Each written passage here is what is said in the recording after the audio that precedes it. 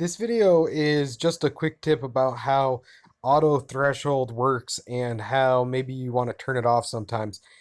If you're drawing something that's computer generated, or say for instance like this logo right here, and you find that that the default settings is giving you too much contrast, um, you might want to shut this off. So this would apply to like Mirror Lab stuff or Glitch Lab stuff.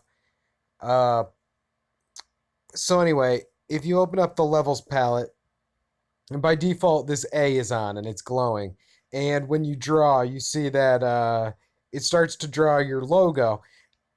But you might look at this and say, well, the A or the Slayer writing is in red, and that should be darker than the yellow, shouldn't it?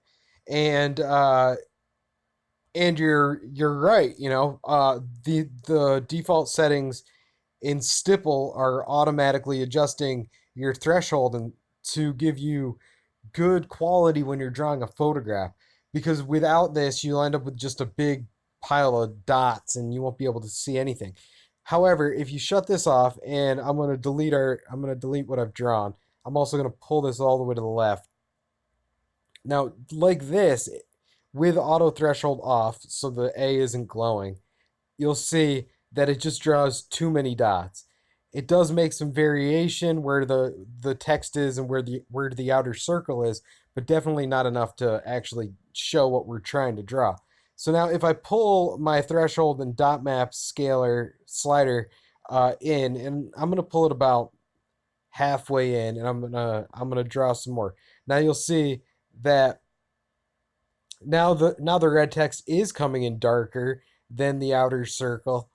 It still might be a little bit too congested. I'm gonna actually delete it all, and I'll draw the entire image. Hide it for a second. So so now this is keeping the tone of the original image pretty well. Now if we were to pull this up even further, you'll see that now the text comes in white or doesn't come in at all, and neither does the outer circle, and we have high contrast. And that's more like the result you'll get if auto threshold is on. I'll turn auto threshold on just so you'll see that the threshold slider is keeping towards the upper 60% of the gradient bar, indicating that it's basically cutting off all of the lower end tones as it samples. Now, what you'll find is that if you turn auto threshold off, you can make this brush size a lot bigger, and you'll have the same predictable, consistent results throughout.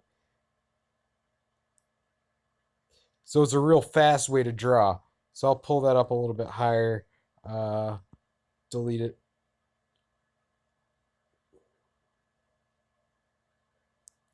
So that way you can cover a lot of your artboard at once.